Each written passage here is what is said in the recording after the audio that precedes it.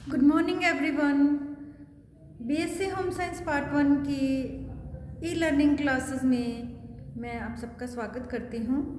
Human physiology subject में हम पढ़ रहे हैं यूरिनरी सिस्टम, या हम कह सकते हैं रिनल सिस्टम, या हम कह सकते हैं एक्सक्रीटरी या उत्सर्जन तंत्र। तो उसमें हमने कल किडनी की स्ट्रक्चर पढ़ी थी।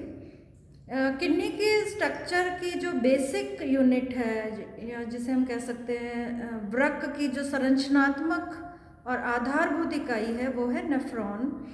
और ये आप डायग्राम देख सकते हैं, नेफ्रॉन का डायग्राम है। नेफ्रॉन किडनी की एक बेसिक यूनिट है, और एक अडल्ट व्यक्ति के शरीर में जो किडनीज हैं उसमें नेफ्रॉन की संख्या 1 से लेके 1.5 मिलियन हो सकती है। मीन्स 10 लाख से लेके 15 लाख नेफ्रॉन एक वृक्क में होते हैं, और ह्यूमन बॉडी में 2 किडनीज होती हैं। तो इनकी लगभग 20 से 25 लाख नेफ्रॉन हमारे दोनों वृक्कों में उपस्थित होते हैं। और नेफ्रॉन का जो प्रमुख कार्य है, नेफ्रॉन एक तरह के फिल्टर हैं जो कि रक्त को छानने का कार्य करते हैं। ये हमारे शरीर के सबसे बड़े फिल्टर हैं। और आपने देखा होगा जो कि रिनल पेशेंट्स होते हैं, जिनको कि किडनी डिजीज़ होती हैं, अल्टीमेटली उनको आर्टिफिशियल किडनी पे रखना पड़ सकता है। अगर उनकी वृक्क खराब हो जाए तो वो एक आर्टिफिशियल फिल्टर या मशीन होती है जिसपे कि उनको अपना ब्लड फिल्टर कराना पड़ता है। अदरवाइज़ हमारे ब्लड में इतने सारे टॉक्सिन्स और इम्प्योरिटीज़ एकत्रित हो जाती हैं जो कि पूरे शरीर में पॉइजन का काम करती हैं। जैसे विशेष रूप से जैसे यूरिया है, यूरिक एसिड है, क्रिएटिनिन है, इन्हें ब्लड से बाहर निकालना बहुत ज़रूरी है। तो ये काम कौन करेगा? हमारे वृक्क। और वृक्क के भी जो सबसे संरचनात्मक या आधारभूत इकाई है नेफ्रॉन। तो आप ये डायग्राम देख सकते हैं। नेफ्रॉन में ये स्ट्रक्चर दिखाई दे रही है, कप नुमा संरचना दिखाई दे रही है, इसे कहते हैं बोहन कैप्सूल। इस कप नुमा संरचना के अंदर रक्त केशिकाओं का एक गुच्छा उपस्थित होता है जिसे कहते हैं ग्लोमेरुलस। लेकिन ये रक्त केशिकाओं का गुच्छा बनता कैसे है, ये हमें देखना है। जब जो रिनल आर्टरी है, वृक्क धमनी, अब हम पीछे अगर वापस आप हार्ट पे जाएंगे तो ये वृक्क धमनी किसका हिस्सा है? महाधमनी का। महाधमनी की एक शाखा है जिसे कि वृक्क धमनी कहते हैं, और वो वृक्क धमनी ऑक्सीजन युक्त शुद्ध रक्त को वृक्कों तक पहुंचाएगी, तो ये कहलाएगी रिनल आर्टरी। तो ये रिनल आर्टरी बार बार विभाजित होगी और क्या बनाएगी? Afferent arteriole. ये एफरेंट आर्टियोल, इसको कहते हैं धमनिका। आर्टियोल्स क्या कहलाते हैं? धमनिका, क्योंकि धमनी बार बार विभाजित होकर धमनिका में परिवर्तित हो जाएगी।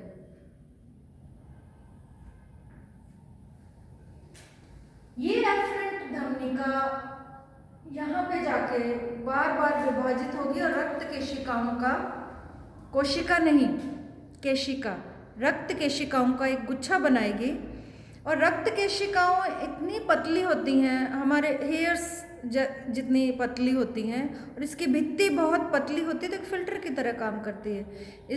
लेकिन इस पूरे ग्लोमेरुलस में चयनित पारगम्यता होती है। बड़े जो मैक्रोमॉलिक्यूल्स हैं वो नहीं छनेंगे। रक्त में जैसे प्रोटीन है, लाल रक्त कणिकाएं हैं, श्वेत रक्त कणिकाएं हैं, बिंबाणु हैं, उनका फिल्टरेशन नहीं होगा। बाकी पदार्थ छन कर जो वृक्क के साथ छोटी छोटी लंबी नलिकाएं हैं जिन्हें कि रीनल ट्यूब्यूल्स कहा जाता है, या हिंदी में जिन्हें वृक्क नलिकाएं कहते हैं, उनमें आ जाता है। तो बड़े जो मैक्रोमॉलिक्यूल्स हैं, बड़े अणु, उन्हें मैक्रोमॉलिक्यूल्स कहते हैं, वो ग्लोमेरुलस नहीं छानता। तो ये एक फिल्टर है। ग्लोमेरुलस क्या है? एक फिल्टर है। तो बोमन कैप्सूल के अंदर ग्लोमेरुलस है, और बोमन कैप्सूल और ग्लोमेरुलस मिलकर क्या बनाते हैं? Renal corpuscles. तो नेफ्रॉन की जो प्रमुख संरचना में दो चीज़ें आती हैं। अगर हम बेसिक स्ट्रक्चर नेफ्रॉन के पढ़ें तो उसमें दो मेन जो स्ट्रक्चर्स हैं वो क्या है? एक तो रिनल कार्पसल्स और दूसरा रीनल ट्यूब्यूल्स। तो बोमन कैप्सूल और ग्लोमेरुलस तथा वृक्क नलिकाएं, ये इसकी एक बेसिक स्ट्रक्चर है। ये जब धमनी वृक्क धमनी बार बार विभाजित होगी तो क्या बनाएगी? धमनिका। ये धमनिका का यहाँ गुच्छा, जिससे ये इफरेंट आर्टियोल है, ये भी इफरेंट आर्टियोल की धमनिका है।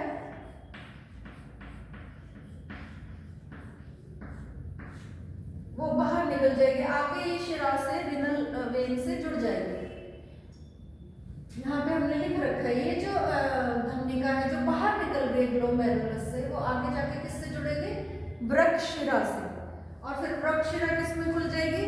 अधोमहाशिरा में। ये कल भी हमने बात की है कि बेसिक स्ट्रक्चर्स जो ब्लड सर्कुलेशन की है, धमनी उस अंग की शुद्ध रक्त लाएगी, शिरा अशुद्ध रक्त को ग्रहण करेगी और महाशिरा तक पहुंचाएगी, और महाशिरा हृदय के दाएं आलिंद में खुलती है। अगर हम अब इसके स्ट्रक्चर देखें, बोमन कैप्सूल के साथ क्या ये लंबी लंबी ट्यूब जैसे संरचनाएं हैं, वो क्या है? वृक्क नलिकाएं। जो पास में होती है उसे कहते हैं समीपस्थ कुंडलित नलिका, या इंग्लिश में से कहते हैं प्रॉक्सिमल कन्वोल्यूटेड ट्यूब्यूल। ये नीचे की तरफ आ रही है, यहाँ पे ये यू के आकार का शेप बन गई है, जिसे कहते हैं लूप ऑफ हेनले। हिंदी में हेनले पाश कहा जाता है इसे। ये ऊपर की ओर जाती है, इसे बहुत ज्यादा मैंने नहीं लिखा है। अगर ऊपर जाएगी तो असेंडिंग है, नीचे की ओर आएगी तो डिसेंडिंग नलिकाएं हैं। ये जो दूर नलिका है इस बोमन कैप्सूल से काफी दूर है, तो इसको हम क्या कहेंगे? दूरस्थ कुंडलित नलिका, डिस्टल कन्वोल्यूटेड ट्यूब्यूल। और उसके पश्चात ये संग्राहक नलिकाओं में खुल जाएंगी। संग्राहक नलिकाएं जो कलेक्टिंग ट्यूब्यूल्स है, अंत में किसमें? संग्राहक वाहिका में खुलेगी। और जो संग्राहक वाहिका है वो कहाँ खुलेगी? पेल्विस। कल हमने किडनी की स्ट्रक्चर पढ़ी हुई है, तो ये कहाँ खुलेगी? पेल्विस। ये अगर हम ऐसे ऐसे अगर स्ट्रक्चर बना लें वृक्क की, तो ये जो नलिका वो यहाँ खुलेगी। और यहाँ हमने कैलिसिस बनाई थी, तो यूरिन यहाँ पे एकत्रित हो जाएगा। जहाँ पे कैलिसिस है वहाँ वो ही एरिया है जहाँ पे कि यूरिन एकत्रित होता है। और उसके बाद यूरेटर के द्वारा कहाँ पे आ जाएगा? यूरिनरी ब्लैडर तक, और यूरिनरी ब्लैडर से यूरेथ्रा द्वारा शरीर से उत्सर्जित हो जाएगा। तो जो कल की स्ट्रक्चर है वो आपको इसके साथ ही जोड़ के पढ़नी है, और एग्जाम में आप अगर वृक्क की संरचना आती है तो आपको कल वाला भी लिखना है और आज वाला भी लिखना है। लेकिन अगर सिर्फ नेफ्रॉन की संरचना पूछी जाए तो आपको ये नेफ्रॉन की संरचना के बारे में ही लिखना है। तो एक सिंपल से स्ट्रक्चर है नेफ्रॉन की। इसको हम और इसके चारों तरफ रक्त केशिकाओं का जाल बना सकते हैं। ये मैंने बनाया है जिससे कि आपको समझ कॉम्प्लिकेटेड ना हो जाए, नहीं तो इसके चारों तरफ आप क्या बना सकते हैं? रक्त केशिकाओं की जाल बना सकते हैं। क्योंकि जो धमनी की केशिकाएं हैं, केशिकाएं क्या होती है? बहुत जो हमारे शरीर की सबसे पतली रक्त वाहिकाएं हैं वो क्या कहलाती हैं? केशिकाएं, ब्लड कैपिलरीज। ब्लड कैपिलरीज को केशिकाएं कहा जाता है। केश बालों जैसी, बालों जितनी पतली जो रक्त वाहिकाएं हैं वो केशिकाएं कहलाती हैं। और जो सेल है वो क्या कहलाती है? कोशिका। तो ये कंफ्यूज नहीं होना है। ये कोई भी ऑर्गन है उसके चारों तरफ धमनी की केशिकाएं भी होंगी, शिराओं की केशिकाएं भी होंगी, तभी तो रक्त का आदान प्रदान होता है। ऑक्सीजन युक्त रक्त लेने के लिए शिराओं को कार्बन डाइऑक्साइड देनी पड़ती है। हमारी स्किन पे भी आप देखेंगे जो ब्लू कलर की दिखाई देती है वो शिराएं हैं, क्योंकि उसमें कार्बन डाइऑक्साइड की अधिकता है। जो लाल रंग की चमकती हुई रक्त वाहिकाएं होंगी वो क्या है? धमनियां हैं, क्योंकि उसमें ऑक्सीजन की अधिकता होती है। जब भी ब्लड में ऑक्सीजन की अधिकता होगी वो चमकीला ब्लड होगा। जब उसमें कार्बन डाइऑक्साइड की अधिकता होगी तो वो ब्लू कलर का, उसमें वो ज़्यादा शाइन नहीं करेगा। ये डिफरेंस है धमनी और शिराओं में। कोई भी बड़ी धमनी, सबसे बड़ी धमनी महाधमनी, उसकी शाखाएं होंगी तो उसको क्या कहेंगे? छोटी धमनियाँ। छोटी धमनियों से फिर वो उसकी शाखाएं होंगी तो वो क्या कहलाएंगी? धमनिकाएं। जैसे यहाँ पे हमने एफरेंट आर्टियोल और इफरेंट लिखा हुआ है, तो एफरेंट धमनिका और इफरेंट धमनिका। और ये धमनिकाएं लास्ट में किस में फिर विभाजित होती है और किस में परिवर्तित हो जाती हैं, रक्त केशिकाओं में। तो शिराओं की भी केशिकाएं होंगी और धमनी की भी केशिकाएं होंगी और वो आपस में जुड़ जाती हैं। उनकी भित्ति इतनी पतली होती है कि ऑक्सीजन और कार्बन डाइऑक्साइड का आदान प्रदान आसानी से हो जाता है। तो ये इसके चारों तरफ ये जो वृक्क नलिका इतनी लंबी कुंडलित है, ये इसमें बहुत सारे लूप्स बन जाते हैं और इसके चारों तरफ रक्त केशिकाओं का जाल बिछा रहता है, जिससे ऑक्सीजन और कार्बन डाइऑक्साइड का आदान प्रदान होता है और अशुद्ध रक्त शुद्ध रक्त में परिवर्तित हो जाता है। तो अगर हम इसको समअप करें तो कोई भी एक नेफ्रॉन की अगर हम संरचना लें तो उसकी जो प्रमुख संरचना वो क्या है, कपनुमा संरचना, बोमन कैप्सूल, जिसके अंदर रक्त केशिकाओं का एक गुच्छा होता है जो कि ग्लोमेरुलस, और ये ग्लोमेरुलस विशेष रूप से फिल्टर का काम करता है। यही फिल्टर है जो कि रक्त को छानने का काम करता है। अगर ग्लोमेरुलस में किसी भी प्रकार का डिजीज हो जाती है, किसी भी प्रकार की नेफ्राइटिस टाइप 1 टाइप 2 आप थर्ड ईयर में पढ़ेंगे, रीनल डिजीजेस, तो फिर उसमें से ब्लड यूरिन में आने लग जाएगा, यहाँ से प्रोटीन भी छन जाएगा और यूरिन तक आने लग जाएगा। तो अगर बॉडी में कोई भी रीनल डिजीज़ है, स्टोन है, तो भी ब्लड आ सकता है यूरिन में। तब ग्लोमेरुलस बड़े अणुओं को भी छानने लग जाता है, पस सेल आने लग जाएंगी, मृत उपकला कोशिकाएँ आने लग जाएंगी यूरिन में। तो अगर ये नॉर्मल है तो फिर ये किसी भी बड़े मैक्रोमोलिक्यूल्स को नहीं छानेगा। यहाँ से होता हुआ अंत में यूरिन, ये एरो लगा रखा है, ये संग्राहक नलिकाओं द्वारा जो यूरिन है यहाँ से होता हुआ कहाँ तक पहुँच जाएगा, वृक्क के पेल्विस तक। वृक्क के पेल्विस द्वारा, पेल्विस में हमने हाइलम भी दिखाया था जहाँ से रक्त वाहिकाएं प्रवेश करती और निकलती हैं, और पेल्विस से में यूरेटर भी यहाँ से निकलती है। तो पेल्विस में पहुँचने के बाद ये यूरेटर द्वारा कहाँ पर पहुँचेगा, यूरिनरी ब्लैडर तक, और यूरिनरी ब्लैडर से यूरेथ्रा द्वारा शरीर से उत्सर्जित हो जाएगा।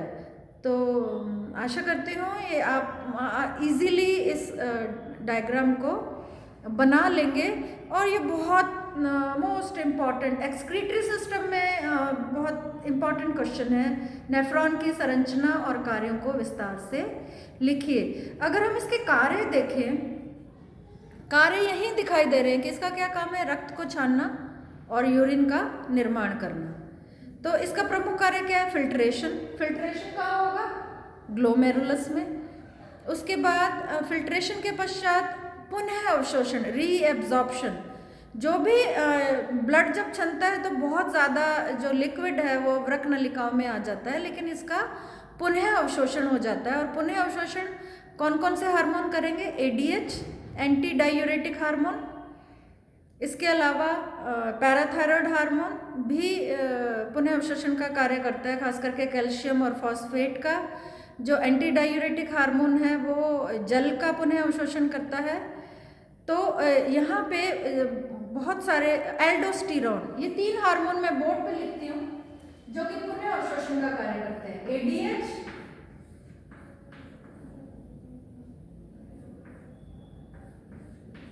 पैराथायरॉयड और एल्डोस्टेरोन।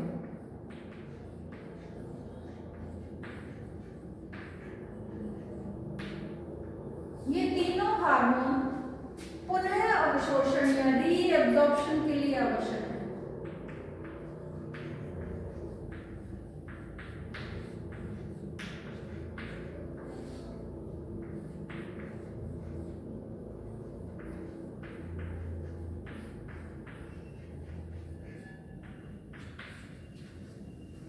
अभी आप सिर्फ हार्मोन्स के नाम याद कर लीजिए क्योंकि हार्मोन्स को हमें डिटेल में पढ़ना है। एडीएच एंटी डायूरेटिक हार्मोन से वैसोप्रेसिन भी कहते हैं, एल्डोस्टेरोन और पैराथार्मोन। 4 हमारी जो थायराइड ग्लैंड है इसके चारों किनारों पे 4 ग्रंथियां होती हैं पैराथायराइड, और इससे जो हार्मोन निकलता है उसको कहते हैं पैराथार्मोन। और साधारण भाषा में अगर आपको याद करना है तो पैराथायराइड हार्मोन, इन दोनों को मिला के पैराथार्मोन बना है। तो ये 3 जो हार्मोन है वो पुनः अवशोषण के लिए उत्तरदायी। बहुत सारे पोषक तत्व वृक्क नलिकाओं में आ जाते हैं, वो उन्हें पुनः अवशोषित कर लिया जाता है, वो वापस रक्त तक पहुंच जाते हैं। जैसे एडीएच जल का पुनः अवशोषण करता है, यूरिन कंसंट्रेट हो जाता है। हम इतना सारा पानी पीते हैं लेकिन हम पूरे दिन में मात्र 1.5 लीटर यूरिन को एक्सक्रीट करते हैं या उत्सर्जित करते हैं। अगर हम 10 लीटर भी पीते हैं तो भी उतना यूरिन हम एक्सक्रीट नहीं करेंगे, क्योंकि ये जो वृक्क नलिकाएं हैं हार्मोन के प्रभाव से जल का पुनः अवशोषण कर लेती हैं। उसके बाद है पैराथॉर्मोन, ये कैल्शियम और फॉस्फेट का पुनः अवशोषण करता है। और जो एल्डोस्टेरोन है वो इलेक्ट्रोलाइट्स जैसे सोडियम है, पोटेशियम है, क्लोराइड है, वो अगर वृक्क नलिकाओं में आ जाते हैं तो उनका पुनः अवशोषण हो जाता है। और तीसरा इसका कार्य है स्त्रावण। तो ये 3 प्रमुख कार्य हैं, फिल्ट्रेशन, पुनः अवशोषण और स्त्रावण। स्त्रावण क्या है? यूरिया बन गया है, यूरिक एसिड बन गया है, क्रिएटिनिन है, तो उसको सिक्रीट करके वो यूरिन तक भेज देंगे और फिर वो यूरिन टॉक्सिन्स बहुत सारे, तो ये स्त्रावण प्रक्रिया में आते हैं। जो भी अपशिष्ट पदार्थ है जो कि हमारे शरीर के लिए बहुत नुकसानदेह हैं, खास करके यूरिया। जब प्रोटीन का उपापचय होता है तो अमोनिया बनता है और कार्बन डाइऑक्साइड बनती है। तो अमोनिया एक ऐसी गैस है जो कि बहुत टॉक्सिक है, बहुत विषाक्त है हमारे शरीर के लिए, इसलिए तुरंत ही अमोनिया कार्बन डाइऑक्साइड के साथ जुड़ जाती है और यूरिया बन जाता है। यूरिया की स्ट्रक्चर भी NH2 C डबल बॉन्ड हो NH2, तो 2 अणु अमोनिया के और एक कार्बन डाइऑक्साइड का जुड़ के एक अणु किसका बनाता है? यूरिया का। तो यूरिया उतना नुकसानदेह नहीं है जितना कि अमोनिया जितना टॉक्सिक नहीं होता। तो यूरिया बन के फिर यूरिन के थ्रू शरीर से उत्सर्जित हो जाता है। तो नेफ्रॉन के हम दोबारा समअप करें नेफ्रॉन का फंक्शन। पहला फिल्ट्रेशन, रक्त को छानना। दूसरा पोषक तत्वों का पुनः अवशोषण जो कि हार्मोन के प्रभाव से होता है। और तीसरा स्त्रावण कि जो अपशिष्ट पदार्थ है यूरिया, यूरिक एसिड, क्रिएटिनिन, उन्हें शरीर से टॉक्सिन्स, बहुत सारे टॉक्सिन्स जो कि हम डाइट के थ्रू लेते हैं और वो छोटी आंत के द्वारा अवशोषित होकर हमारे रक्त परिसंचरण तक पहुंच जाते हैं, लेकिन उन्हें शरीर से निकालना बहुत ज़रूरी है। अदरवाइज अगर टॉक्सिन्स हमारी बॉडी में एक्यूमुलेट होते जाएंगे तो वो कार्सिनोमा बनाते हैं, कैंसर सेल्स बनाते हैं जो कि बहुत तेज़ी से बढ़ती हैं और वो फेटल होती है, डेडली होती है, आप सभी जानते हैं। तो शरीर से टॉक्सिन को निकालना बहुत ज़रूरी है। आजकल हम पढ़ रहे हैं कि बहुत पढ़ते हैं डिटॉक्सिफिकेशन, लेकिन हमारी बॉडी खुद एक बहुत बड़ी हीलर है। हमारे जो ह्यूमन बॉडी है वो खुद डिटॉक्सिफाई करने की क्षमता रखती है। आपको किसी भी प्रकार के कुछ भी डिटॉक्सिफाइंग एजेंट्स जो कि इतने फेमस हो रहे हैं लेने की ज़रूरत नहीं है। अगर आप बहुत पर्याप्त मात्रा में पानी पीते हो रोज़ तो शरीर के टॉक्सिन्स यूरिन के थ्रू अपने आप उत्सर्जित हो जाते हैं। तो आप ये डायग्राम का स्क्रीनशॉट ले सकते हैं और आपको अपनी ही लैंग्वेज में जो भी मैं बोल रही हूँ आपको बस उतना ही लिखना है। 2 पेज सफिशेंट है अगर आप नेफ्रॉन का ये डायग्राम बना के इसके बारे में लिख लेंगे। आशा करती हूँ आपको ये समझ में आ गया होगा। और कल हम जो उत्सर्जन तंत्र का प्रमुख अंग है हमारी त्वचा, तो स्ट्रक्चर ऑफ स्किन के बारे में बात करेंगे। Thank you.